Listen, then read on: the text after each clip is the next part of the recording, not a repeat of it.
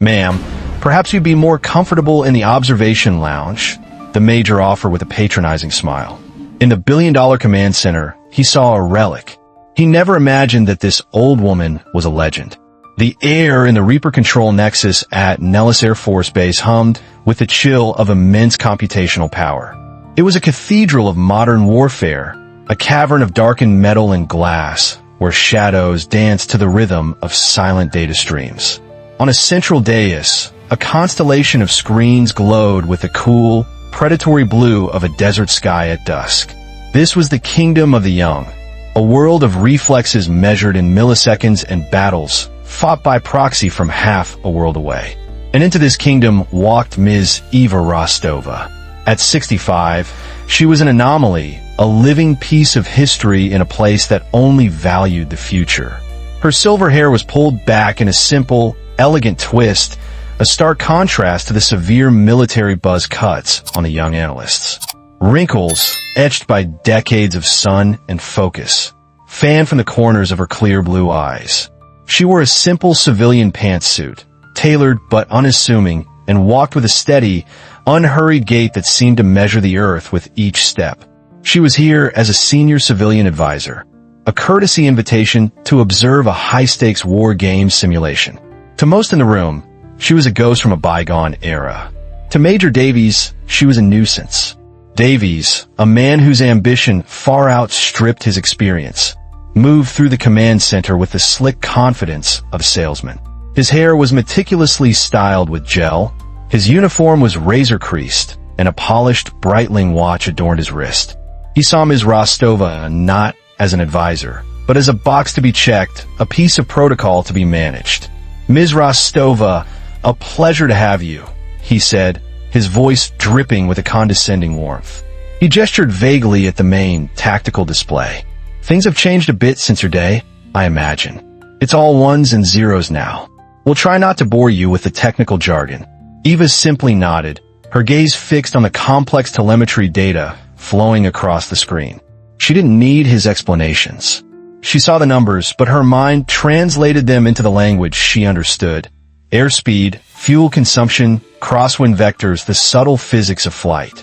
"The asset we're flying today is the MQ-9 Reaper," Davies continued, raising his voice slightly as if speaking to someone hard of hearing. "A magnificent piece of engineering.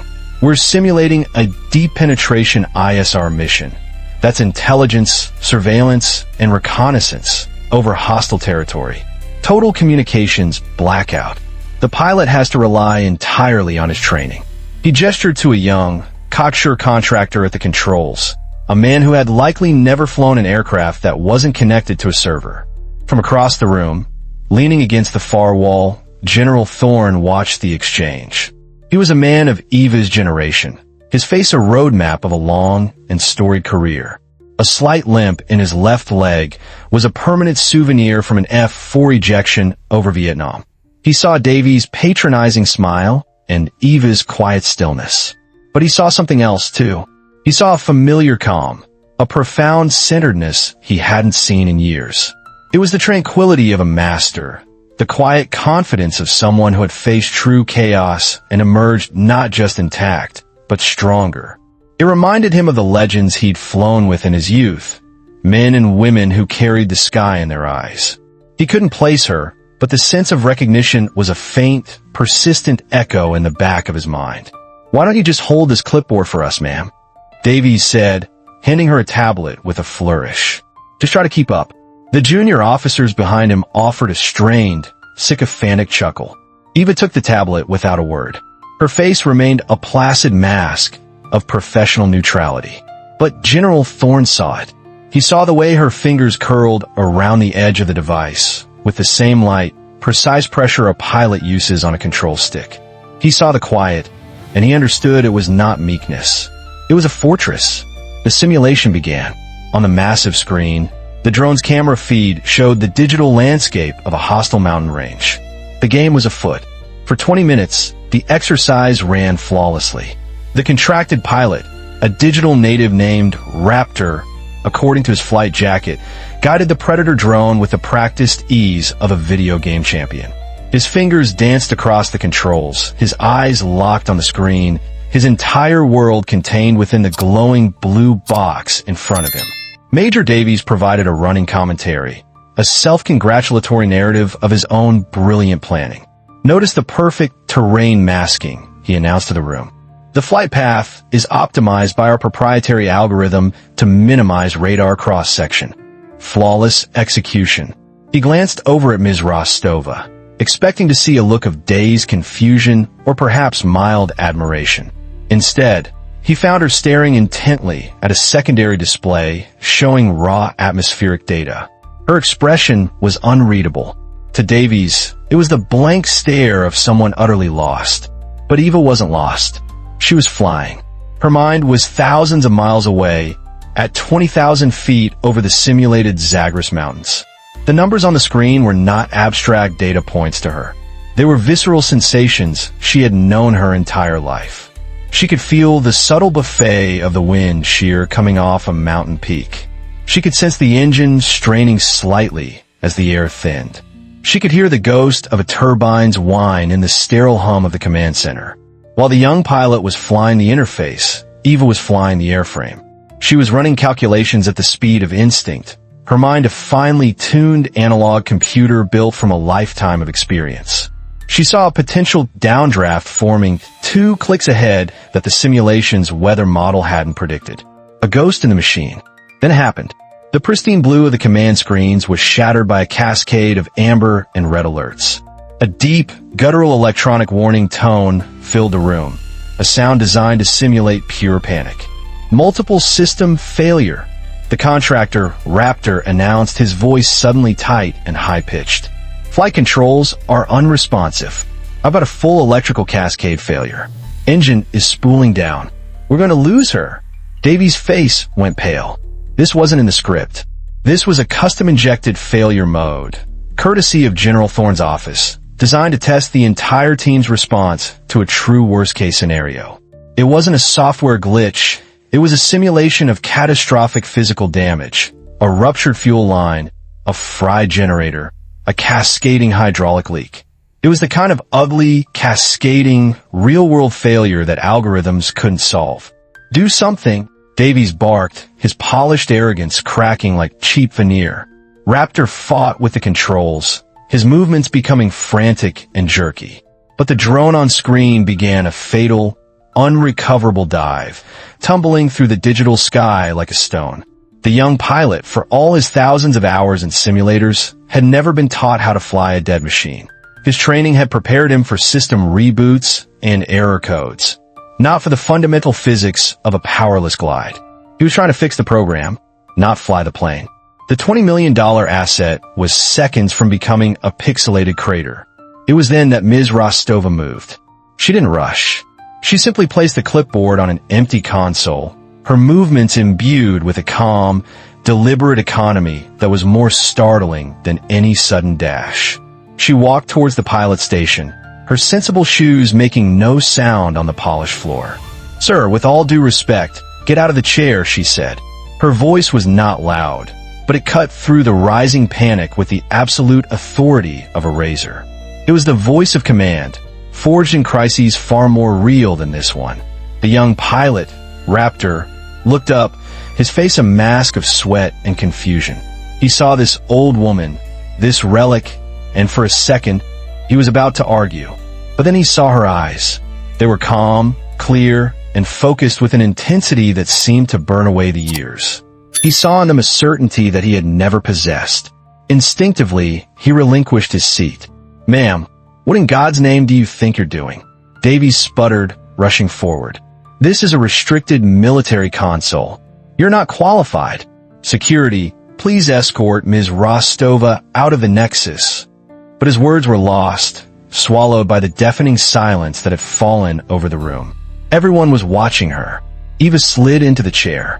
It was a modern ergonomic wonder, but she settled into it as if it were a familiar ejection seat. Her hands, wrinkled and marked with age spots, moved over the controls. They did not move with the frantic speed of the younger pilot, but with a stunning, methodical precision. Her fingers danced across the console, not trying to reboot the system, but to salvage it. She wasn't fighting the machine. She was listening to it. She rerouted the last dregs of battery power from non-essential sensors to the aileron actuators. She bypassed fried circuits, finding a whisper of control in the dying network. On the main screen, the drone's terrifying plummet stopped. It was still falling, but it was no longer tumbling. It was gliding. She had found a sliver of aerodynamic control in a machine that was now, for all intents and purposes, a multi-million-dollar brick. She was performing a dead-stick landing with an unpowered, unstable drone from thousands of miles away, using an interface she had never seen before. It was not just improbable. It was considered a theoretical footnote in emergency procedure manuals, a 1 in a billion impossibility. No way. The contractor whispered next to her, his voice filled with a holy disbelief. Eva's eyes were scanning the terrain, her mind processing the air currents, the altitude, the glide ratio. She was painting a masterpiece of physics and intuition on a canvas of pure chaos. She lined the silent, unpowered aircraft up with a long, flat stretch of digital desert salt flats. The drone skimmed the ground, touched down with a grace that defied its condition, and skidded for 1,000 feet in a cloud of pixelated dust before coming to a perfect, gentle halt. Intact. A collective, disbelieving gasp filled the room. Major Davies stared, his mouth agape, his face a comical picture of shock. The simulation ended. The screens returned to their neutral blue state.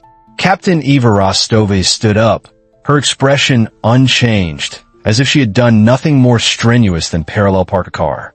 The silence in the Reaper control nexus was absolute, broken only by the quiet hum of the servers. The young analysts and officers stared, first at the screen showing the perfectly landed drone, then at the silver-haired woman who now seemed to be the calm center of their universe. Eva picked up the discarded clipboard from the console. She walked over to General Thorne, her steps as measured and calm as they had been when she entered. She held out the tablet for him to sign off on the after-action report, along with a simple, government-issued ballpoint pen. It was a simple, professional gesture, the closing of a loop. But as General Thorne reached for the pen, his eyes, the eyes of a man who had seen 3 generations of warriors come and go, locked onto her right hand. His breath caught in his throat. He froze. His hand, hovering in the air, began to tremble slightly. His gaze was fixed not on the pen, but on her 4th finger. There, nestled between the knuckles wrinkled by time, was a simple, unadorned band of dark, polished metal. It wasn't a piece of jewelry. It was dull, matte, and seemed to absorb the light around it. It was forged from the turbine blade of a fallen engine. It was a Reaper ring. For the younger officers, it was a myth. For General Thorne, it was a piece of his soul. It was a ghost of a legend, a sacred symbol worn only by the handful of pilots, the true masters of the sky, who had successfully performed a dead-stick landing in a real-world, life-or-death situation. It was a mark of almost supernatural skill and composure under pressure, a quiet emblem of membership in the most exclusive and respected club in aviation. Each ring was unique, forged from the very engine that had failed its pilot, a testament to turning catastrophic failure into impossible survival. Thorne's mind, a library of military history, flew open. The pieces clicked into place with the force of a thunderclap. The quiet confidence, the impossible, flawless control, the way she had looked at the atmospheric data. He wasn't just looking at a ring, he was looking at its owner. And suddenly, he knew who she was. A name from the past, a call sign whispered with reverence in the briefing rooms and smoky officers' clubs of his youth, echoed in his memory. My God, he breathed, the words barely audible. He didn't take the pen. Instead, he slowly, deliberately straightened to his full height, his posture shifting from relaxed observation to the rigid formality reserved for a peer of immense standing. He looked from the ring back to her calm, unassuming face, and the recognition in his eyes was now a blazing certainty. He turned to his aide, his voice now booming with an authority that rattled the room. Give me the historical archives. Unclassified files on Operation Desert Storm. Specifically, I want everything you can find on the call sign. Ghost. Major Davies, still stunned and confused, looked on as the general's aides scrambled to a terminal. A living legend. He had called a living legend, ma'am, and told her to try and keep up. The full, horrifying weight of his arrogance began to crash down upon him. A moment later, the main screen flickered, replacing the neutral blue with the grainy, scanned text of a 30-year-old service record. The name at the top read, Captain Eva Ghost Rostova. The silence in the room was shattered by a series of sharp, indrawn breaths. The list of her accomplishments scrolled down the screen, a litany of excellence that was staggering. Call sign Ghost. Flight hours, 4,200, F-16 Fighting Falcon, F-117 Nighthawk. Unit, 37th Tactical Fighter Wing. Awards, 2 Distinguished Flying Crosses. The Air Medal with Valor. And there at the bottom was a mission citation, still partially redacted, detailing the events of a night over Iraq in 1991. An engine failure at 30,000 feet. A catastrophic electrical fire. A damaged airframe. And a successful deadstick landing of a critically wounded F-16 fighter jet on a darkened, unlit airstrip deep in enemy territory. General Thorne let the information hang in the air, a silent, damning indictment of assumption and arrogance. He turned his gaze back to Major Davies, whose face had gone from a pasty white to a deep, mortified crimson. Major, the general's voice was low, laced with ice, but it carried to every corner of the room. You're a logistics officer, a fine one, I'm sure. Your job is to count the spears. You do not question the hands that throw them. He took a step closer, his eyes boring into Davies. You stand in a room full of technology that exists because of the sacrifices and skills of the generation that came before you. Every procedure you follow, every piece of software you use, has a lesson written in the blood and courage of pioneers like Ms. Rostova. And you dismissed her. You presumed to lecture a living piece of history on the basics of flight. You owe this officer not just an apology, but your profound and unending respect. He then turned back to Eva, his expression softening into one of pure, unadulterated admiration. He didn't offer a handshake. He did something far more significant. General Thorne, a 3-star commander and an aviation legend in his own right, raised his hand to his brow and delivered a slow, perfect salute. It wasn't a gesture from a superior to a subordinate or even to a civilian. It was a salute of recognition from one warrior to another. It was a salute that transcended rank, time, and service status. It was an acknowledgement from one master of the sky to another, a silent apology for a generation's fading memory, and a profound thank you for a lesson desperately needed. The quiet, silver-haired woman simply gave a small, almost imperceptible nod of acknowledgement. The gesture of equals. The story of Ms. Rostova's landing in Simulator 6 became an instant legend at Nellis. It spread like wildfire, whispered in chow halls, recounted in barracks, and dissected on secure forums. It became known as the Ghost in the Machine incident. Major Davies was never seen holding court in the Reaper Control Nexus again. A week later, he approached Ms. Rostova in a quiet hallway as she was preparing to leave. He didn't make a speech. He just stood before her, his former arrogance completely stripped away, his eyes downcast. "Ma'am," he said, his voice quiet and sincere. "I was wrong. I am deeply sorry." Eva looked at him, her blue eyes holding not anger, but a quiet understanding. She simply nodded, a gesture of acceptance that needed no further words. The lesson had been learned. The simulation itself was renamed. The unwinnable scenario was officially designated the Rostova Challenge, and it became the new benchmark for all incoming drone pilots. It was a new standard of excellence, a constant, silent reminder that the most formidable skills often reside in the quietest souls, and that the newest technology is only as good as the timeless wisdom of the hands that guide it. A photograph of the drone's final, perfect landing on the digital runway was printed and pinned to the central bulletin board. General Thorne himself had written the caption beneath it, "Flight paths fade. Legends are forever." Months later, A new class of young, ambitious lieutenants were being briefed in that same operation center. They were cocky, confident, and full of the unearned certainty of youth. As their instructor pointed to the photograph on the board, he didn't just tell them about the simulation. He told them the story of the quiet, silver-haired woman who walked in, endured the condescension of a superior, and then proceeded to perform a miracle. He told them about the Reaper ring and what it symbolized. He told them of the general salute. The story became a teaching tool, a foundational parable for the institution. It was a lesson not just in aviation, but in humility. It taught them to look past the surface, to recognize that gender, age, or volume of voice have no bearing on skill or courage. It taught them to respect the silence, for it is often in that silence that true mastery is forged. The legacy of that day was not about the humiliation of one arrogant officer. It was about the elevation of a timeless principle.